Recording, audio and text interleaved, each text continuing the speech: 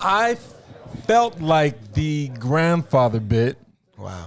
I was sitting on the couch watching a comedy special, and then all of a sudden, all these emotions started coming up, and I was like, "Damn!" Like, and then I was waiting for you to end it with a punchline to like make me not feel those emotions, and then you just landed the plane so smoothly.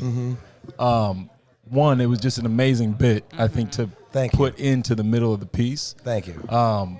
And then two, why that choice? I was very interested in why you decided to go a more somber kind of tone versus deep, and then just easy out with the joke.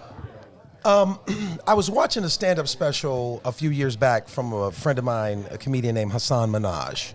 And he did a stand-up special called Homecoming King. And I remember I was on the road, don't remember where, but I had it on my laptop and I was watching. And what I remember was watching him, what I remember distinctly is not laughing, but being very enthralled and sucked into what he was saying. And then he told this story about being basically dumped on homecoming day by the girl that he loved to go out with a different person because he's Indian, because of his race. And I remember getting a tear and a lump in my throat watching this stand-up special, right? And I was very aware of the fact that, oh, it's okay for us to be funny, take 3 minutes and take the audience to a place emotionally differently and bring them back.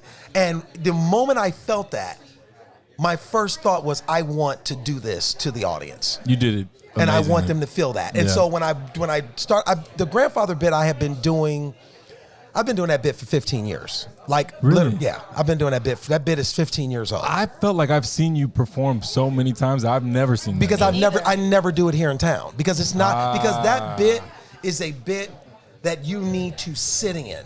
It's a bit that belongs inside of a different symphony and a different rhythm. Here, when you're doing 15 minutes, everybody's here to murder. That's everybody, and to try to outdo the next person. When I'm on the road and I'm doing an hour and 20 minutes, that's my time to take you on a journey. Because that's stand-up. Yes. A journey. That's stand-up. Stand-up, and Jerry Seinfeld said that. He said, stand-up is not 15. Anybody can be funny for 15, 20ty minutes. Anybody. Not anybody. Well, most people. Most people who... No, not most people. Lonnie is spoken. Truly a gift. But for the most part... Yes, I get your point. Some people... Right. It's a 20-minute, it's a 15-minute set. But to do an hour 15, hour 20 minutes, you have to learn how to take off, sustain, and bring it in. And the reason I chose to do it, because I wanted people to feel that I did it in the middle of the show because it is stand-up.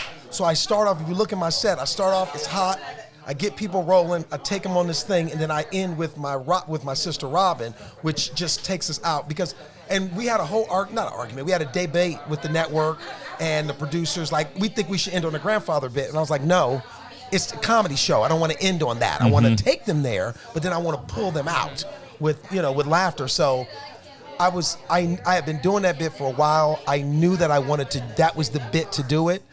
So I was trying to figure out what the button of the joke was, because the whole story is about him talking about how lazy I was.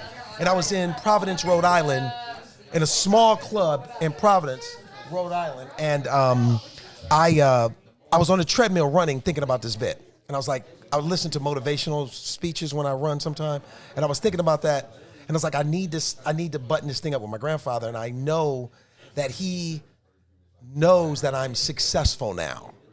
And so I decided to take the bit and go, that whole last piece, which is I had to go and I've seen him, the boy was not lazy, he just needed to find his thing to make him walk.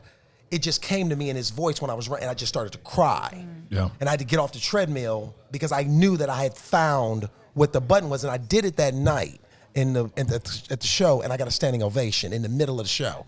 And I knew that, oh, this is it. So when we did it in the theater, I knew if it played right, and I came up with the idea of the spotlight and all that, I knew that if it played right, it would make you feel exactly what you felt. And I wanted to feel that because Hassan Minhaj made me realize that this is okay, that pacing that I had came from Dave Chappelle. It's okay to sit in a story. It don't have to be, especially black comedians always think we gotta pow, pow, pow, and some things do need to be that. You know, stand-up is like making love. You can't just all the time. You know what I mean? We get there, but you can't just blow through nobody's ass for 20 minutes. Don't nobody want that kind of fucking. Nobody. Not the whole time. Not the whole time. You know, you got to get there. There's levels to this work thing. your way up. You got to work your way up. You have the hip got to movement. bring it back. Exactly. Exactly. Right. Little halfway in, halfway out. Exactly. You got all of that. So, you know, and I just felt like that would be the perfect place to do it. And it's the response that I'm getting is it's incredible. I'm not gonna lie. It was beautiful, man. Thank you, man. It really was. And